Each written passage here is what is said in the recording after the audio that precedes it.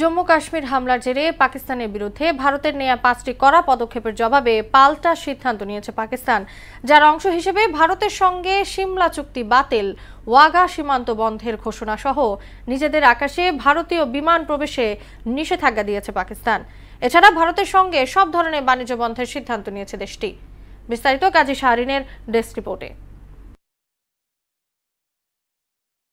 ভারত পাকিস্তানের নড়বড়ে সম্পর্কে এবার বড় ধরনের ফাটল ধরিয়ে দিয়েছে জম্মু কাশ্মীরের পহেলগামে হামলার ঘটনা। এর জেরে উত্তপ্ত হয়ে পড়েছে দুদেশের সম্পর্ক। ভারতের অভিযোগ, হামলায় পরোক্ষভাবে জড়িত পাকিস্তান।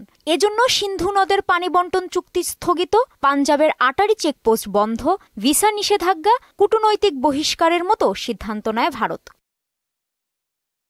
পাল্টা পদক্ষেপ নিয়েছে পাকিস্তানও। বৃহস্পতিবার ভারতের সিদ্ধান্ত ইস্যুতে প্রধানমন্ত্রী শেহবাজ শরীফের সঙ্গে পাকিস্তানের জাতীয় নিরাপত্তা কমিশন এনএসসির জরুরি বৈঠক হয়। পাকিস্তানের ওয়াঘা সীমান্ত ক্রসিং বন্ধের সিদ্ধান্ত আসে সেখানে। এ ক্রসিং দিয়ে ভারত থেকে কোনো পণ্য পাকিস্তানে আসা যাওয়া করবে না। এছাড়া পাকিস্তান হয়ে তৃতীয় কোনো দেশের পণ্য ভারতে প্রবেশ বা বের হতে পারবে না।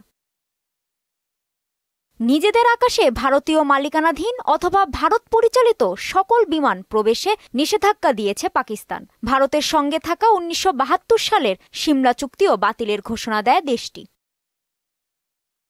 দিল্লির সঙ্গে সব ধরনের বাণিজ্য বন্ধের সিদ্ধান্ত নেওয়া হয় বৈঠকে। সার্কের আওতাধীন বিশেষ ভিসা সুবিধাও বাতিল করেছে ইসলামাবাদ। যেসব ভারতীয়র কাছে এ ভিসা আছে তাদের 48 ঘন্টার মধ্যে নিজ দেশে ফিরে যাওয়ার নির্দেশ দেয়া হয়।